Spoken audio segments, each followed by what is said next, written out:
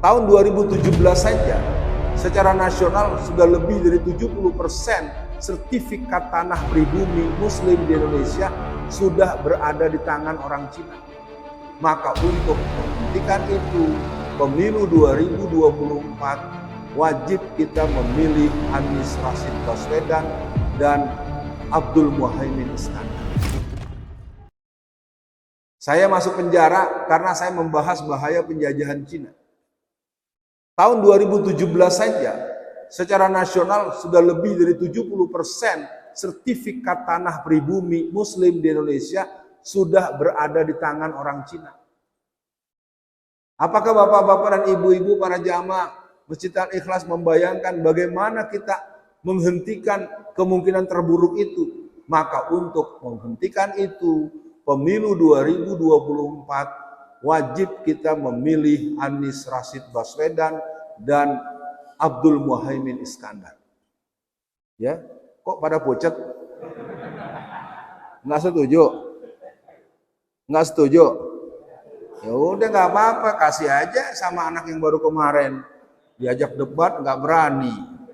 Kasih aja sama yang suka nonton film porno. Kasih aja sama yang bubarkan FPI. Ya, gimana? Mau dikasih sama yang bisa membuat Indonesia mengalami perubahan dan berkeadilan sosial bagi seluruh rakyat Indonesia, atau mau dikasih sama yang suka nonton film porno? Yang mana? Nomor berapa? Nomor tauhid. Ya, nomor tauhid. Ustadz, kok pengajian kampanye? Siapa yang larang?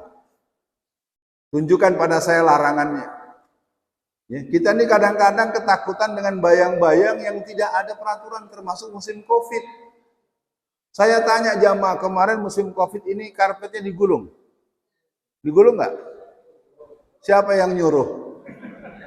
Saya nanya, bukan saya marah, saya nggak menghina siapapun, saya tanya. Anda kan hanya takut datang dari kecamatan membawa edaran. Anda belajar ilmu hukum di mana? Belajar ilmu politik di mana? Orang menetapkan ketentuan berdasarkan edaran. Edaran itu tidak mempunyai kekuatan hukum tetap. Anda lihat, apakah di gereja ada yang digulung? Apakah di wihara? Apakah di kelenteng? Apakah di Bali? Di musim-musim ganasnya Covid, mereka tetap melakukan ibadah agama mereka. Puluhan ribu mereka berkumpul di sekitar pura-pura mereka.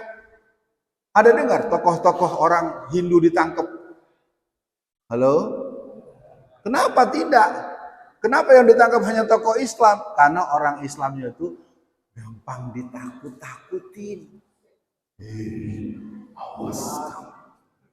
Ya. Sekarang saya tanya, musim Covid itu bermula tanggal 13 bulan Maret 2020. Berakhir sekitar pertengahan 2022. Tunjukkan pada saya satu saja kasus orang yang mati karena rajin ke masjid. Ya, saya berani taruh leher saya.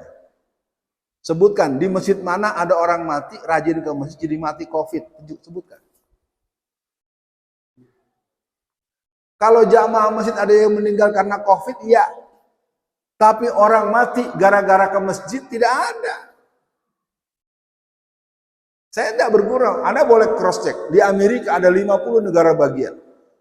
Dari yang namanya Oklahoma, Alabama, Arizona, pemimpin-pemimpin negara bagian di Amerika, mereka berteriak-teriak agar warga memenuhi masjid-masjid dan gereja-gereja untuk beribadah kepada Tuhan yang Maha Esa.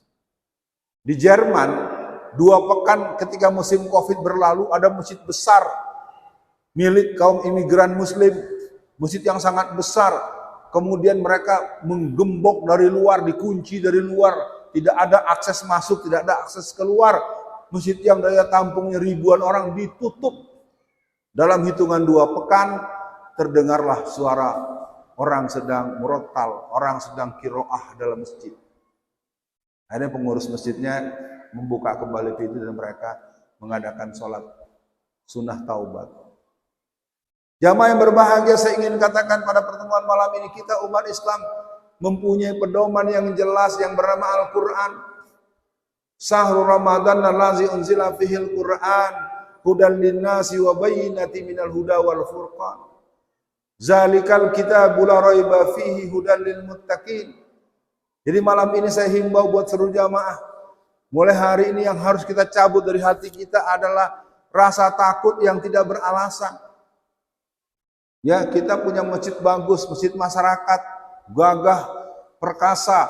Jangan sampai jamaahnya pengecut. Ya, ini jamaah Al-Ikhlas pengecut apa tidak nih? Berani bela Islam?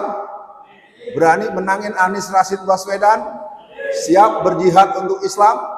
Takbir! Cuma 16%. Yang lainnya, aduh nanti ketahuan sama Bayan, kumaha ketahuan sama Pak Lurah bagaimana? Ya. Nanti kalau sekarang belum selesai, tunggu saatnya Alfian Tanjung jadi gubernur Jawa Tengah.